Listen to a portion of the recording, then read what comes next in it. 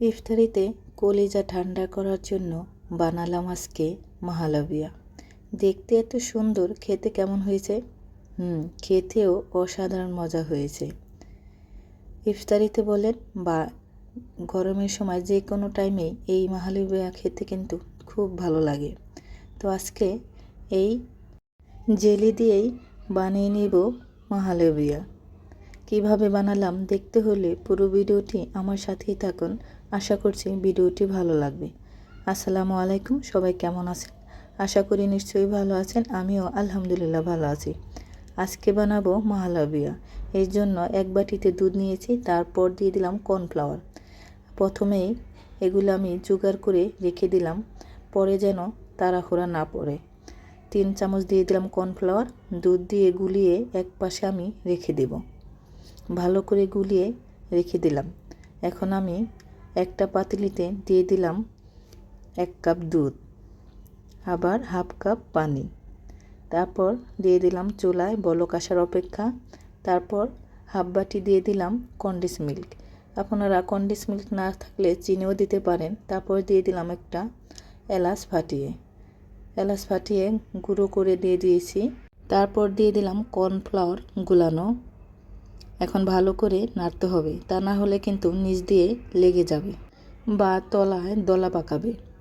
দেখেন, রান্না করতে করতে যখন নাকি এরকম ঘনত্ব আসবে তখনই আমি বাটিতে নিয়ে নেব। আস্তে আস্তে সুন্দরভাবে ঢেলে নেব যেন বাহিরে না পড়ে।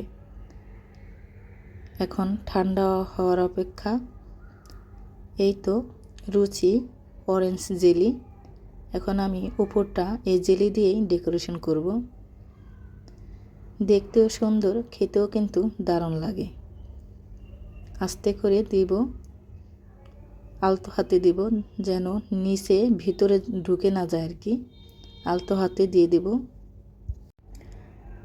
আস্তে আস্তে দিয়ে দিচ্ছি। দেখতে কতটা সুন্দর হয়েছে। আর হ্যাঁ, এই মাহালবিয়া রেসিপিটা মিষ্টি কতটুকু লাগবে সেটা কিন্তু বলিনি। মিষ্টিটা যার যার স্বাদ মতন দিবেন। জেলি কিন্তু খুব মিষ্টি থাকে, তো আপনারা চাইলে মিষ্টিটা আপনাদের স্বাদ মতন দিবেন। চিনি দিয়েও বানাতে পারেন। কন্ডেন্স মিল্ক দিয়ে বানালে খেতে কিন্তু বেশি ভালো লাগে।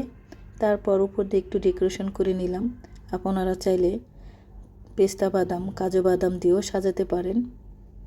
হয়ে গেল মাহালবিয়া। ইফতারিতে ঠান্ডা ঠান্ডা খেতে খুব ভালো লাগে। একবার হলো এইভাবে বানিয়ে খেতে পারেন।